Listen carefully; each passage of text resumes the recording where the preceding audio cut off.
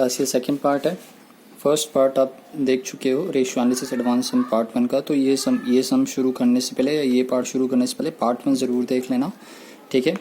Fixed asset turnover ratio, cost of sale, fixed asset, ठीक है। Question में कहा ही था कि फिक्स्ड एसेट टर्नओवर रेशियो में निकालना है 2 टाइम्स है कॉस्ट ऑफ सेल। तो इसके बेस पे से जब मैं ये लिखूंगा तो जो मुझे डाटा दिया हुआ है ये 2 टाइम्स दिया है। कॉस्ट ऑफ सेल हम लोगों ने फर्स्ट पार्ट में कैलकुलेट कर लिया था, कितना आया था 1,20,000 आया था।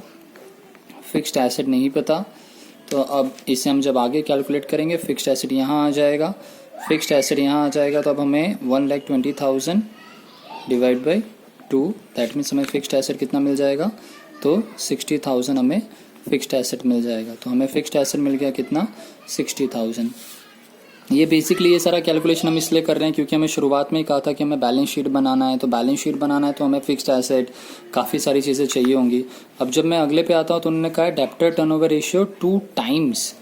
देखो ये 2 टाइम्स मतलब क्या हो सकता है, तो ये टाइम्स मतलब यहाँ हो सकता है मंथ, ठीक है। 2 डेज नहीं होता, डेज में तो फिर आपको पता ही है कि वो 20 डेज, 30 डेज, 50 डेज ऐसा आता है। 2 टाइम्स आया मतलब वो क्या होगा, 2 मंथ होगा, ठीक है। आपको ये क्लियर होना चाहिए। अब जब मैं आगे बढ़ूँ, मैं यहाँ पूरा फॉर्मूला लिख रहा हूँ, debtor turnover ratio. Debtor turnover ratio का पूरा फॉर्मूला क्या है, तो डेब्टर टर्नओवर रेशियो का पूरा फॉर्मूला हो जाता है debtor plus bill receivable upon में क्रेडिट सेल, ठीक है। Debtor bill receivable upon credit sale into number of days होते हैं, पर अगर ये मंथ में तो इधर भी क्या आएगा, मंथ आएगा, ठीक है। अगर ये मंथ में दिया है तो यहाँ भी मंथ, अगर ये हमारा डेज में दिया होता, जैसे बुक में दे देते हैं डेज, तो ये डेज लिखता मैं, number of days in a year तो 360, 300 जैसा दिया हो। तो अब मैं देखूँ तो डेब्टर टर्नओवर रेशियो उन्होंने आंसर दे दिया, तो मैं यहाँ लिखूंगा 2। डेब्टर प्लस बिल रिसीवेबल तो हमें पता नहीं है, डेब्टर प्लस बिल रिसीवेबल हमें आइडिया ही नहीं है कि कितना है। पर क्रेडिट सेल हम लोगों ने क्वेश्चन में देखा था कितना था, हम क्वेश्चन में मतलब हम लोगों ने विषय कैलकुलेट कर लिया पार्ट 1 में ये, और इंटू 12। तो जब हम इस पूरे को सॉल्व करते हैं, आप इसे कैलकुलेट करके सॉल्व कर सकते हो, तो अब ये 152 है, इस साइड आ जाएगा तो ये 3 लाख हो जाएगा। 3 lakh is equal to debtor plus bill receivable into 12। अब ये मल्टीप्लाई में यहाँ डिवाइड में आ जाएगा, तो मैं 3 लाख को डिवाइड बाई 12 कर दूंगा, तो मुझे मिल जाएगा डेब्टर प्लस बिल रिसीवेबल। तो डिवाइड करके क्विक बताओ कितना आ रहा है, 25,000 एग्जैक्टली। तो मुझे डेब्टर प्लस बिल रिसीवेबल मिल गया कितना, 25,000। आप चाहो तो खाली डेब्टर भी लिख सकते हो, क्योंकि बिल रिसीवेबल दिया नहीं है तो लोग बोल देते हैं कि खाली डेब्टर्स कितना है, तो खाली डेब्टर्स आ गया 25,000। आप ऐसे भी बोल सकते हो, डेब्टर प्लस बिल रिसीवेबल भी बोल सकते हो, कोई मार्क्स नहीं कट होगा, ठीक है। Debtor plus bill receivable, debtors हम लोगों को ये आ गया, मतलब डेब्टर टर्नओवर रेशियो में हमने ये फाइंड आउट कर लिया। अब यहाँ से एक चीज़ सीखना सब लोग, अब ये बोल रहे हैं fixed asset to share holder net worth. तो जब भी ऐसा कहा जाए fixed asset to share holder net worth, तो ये फॉर्मूला खुद में ही, ये लाइन खुद में ही एक फॉर्मूला है, इजिकल टू, इस पूरे का फॉर्मूला क्या होगा, ये fixed asset to share holder net worth का क्या फॉर्मूला होगा, तो सेम ऊपर क्या रहेगा, फिक्स्ड एसेट, और अपॉन में क्या रहेगा, तो शेयर होल्डर नेटवर्थ। ये हैबिट डाल लेना, ये समझ लेना। अगर अभी मैं यहाँ ऐसा बोल देता working capital to share capital, तो वर्किंग कैपिटल अपॉन में शेयर कैपिटल हो जाता, क्लियर। तो ऐसे जब भी कुछ बोलें तो ये फॉर्मूला खुद से प्रिपेयर कर लेने का। अब उन्होंने ये कितना दिया है 0.8, तो यहाँ क्या आ जाएगा 0.8 is equal to fixed asset क्या है, हम लोगों ने अभी कैलकुलेट किया, ऊपर फिक्स्ड एसेट कितना है 60,000 है। शेयर होल्डर नेटवर्थ हमें फाइंड करना पड़ेगा। शेयर होल्डर नेटवर्थ कितना होगा, फटाक से कमेंट बॉक्स में लिखते जाना कि शेयर होल्डर नेटवर्थ कितना हो रहा है, ठीक है। शेयर होल्डर नेटवर्थ जो भी होगा, अब मैं इसको इधर ट्रांसफ़र कर दूंगा, तो शेयर होल्डर नेटवर्थ कितना हो जाएगा 60,000 डिवाइड बाई 0.8, दैट मीन्स कितना हो जाएगा 75,000, ठीक है। तो हमें ये क्या मिल गया, हमें शेयर होल्डर नेटवर्थ मिल गया। अब शेयर होल्डर नेटवर्थ होता क्या है, तो शेयर होल्डर नेटवर्थ होता है दो चीज़ों का मिक्सअप। क्या क्या? शेयर कैपिटल भी प्लस रिजर्व एंड सरप्लस भी। मतलब इन दोनों चीज़ों को हम क्या करेंगे? प्लस करेंगे तो, ठीक है।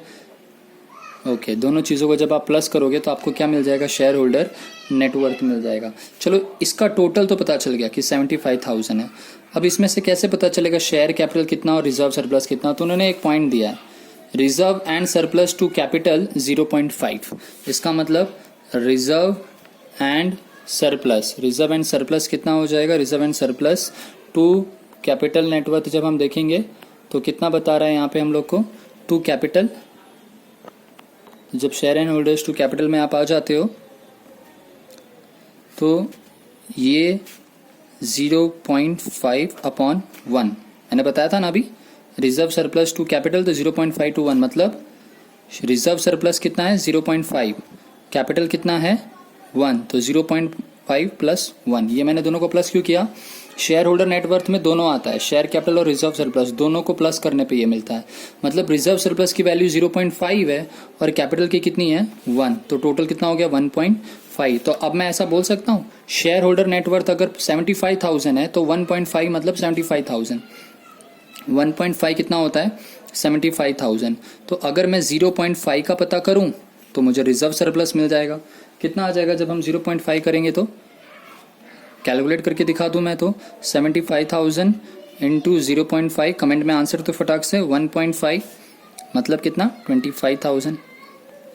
अब 75,000 में से अगर 25,000 रिजर्व एंड सरप्लस है तो बचा जो होगा वो कैपिटल होगा। ऐसे भी कर सकते हो कि 1.5 अगर 75,000 का है तो 1 का कितना? 1 मतलब हमारा कैपिटल। डायरेक्टली भी निकल रहा था, 75,000 में से 25,000 माइनस कर दो, इसका आंसर आ जाता है 50,000। आप मल्टीप्लाई कर सकते हो, इसको मल्टीप्लाई करके डिवाइड कर दो, 50,000। क्लियर? तो मुझे दोनों चीज़ें मिल गई, शेयर होल्डर नेटवर्थ भी मिल गया, कैपिटल भी मिल गया। क्लियर? ये मैंने क्यों प्रिपेयर किया?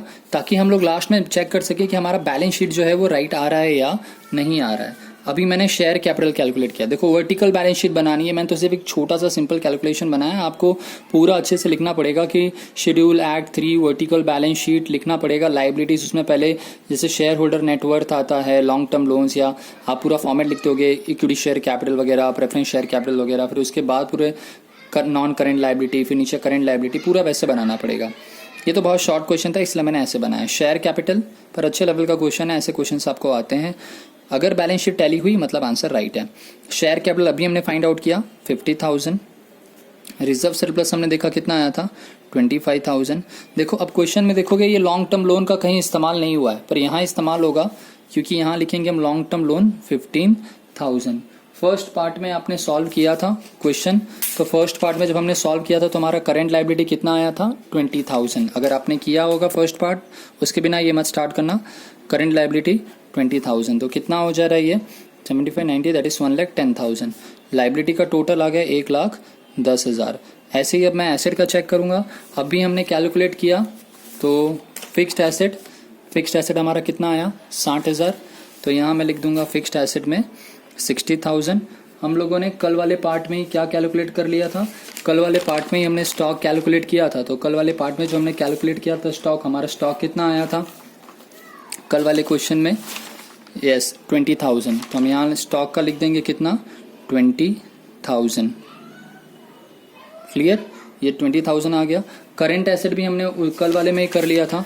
करंट एसेट हम लोगों का कितना आ गया था? करंट एसेट जब हमने कैलकुलेट किया था तो यस, करंट एसेट कितना आया था हम लोग का? डन। ठीक है, तो हम जब मैं ये लिखता हूं, मैं यहाँ पे 30,000 करंट एसेट आता है हमारा, क्वेश्चन में देखा हमने। तो 30,000 जब मैं यहाँ लिखता हूँ तो मैं पूरा 30,000 नहीं लिखूंगा क्योंकि करंट एसेट में डेटस भी आता है। तो डेटस हमने अभी फाइंड आउट किया, डेटस और बिल रिसीवेबल मिला के 25,000 था। तो सर करंट एसेट तो 30,000 बता रहा था, तो आपको ऐसे लिखना पड़ेगा। बाकी का क्या होगा? बैंक या तो कैश। कितना? 5,000। तभी तो 60, 70, 80, ठीक है, और प्लस 30 मतलब ये भी हो गया मेरा 1,10,000। ठीक है, तो ये बैलेंस टैली हो गया। अगर बैलेंस शीट टैली हो गई मतलब सम राइट है। आज का सेशन यहाँ एंड करता हूँ। ऐसे काफ़ी सारे क्वेश्चन के साथ मैं प्रेजेंट होता रहूँगा। आप लोग लाइक करना, सब्सक्राइब करना। Thank you.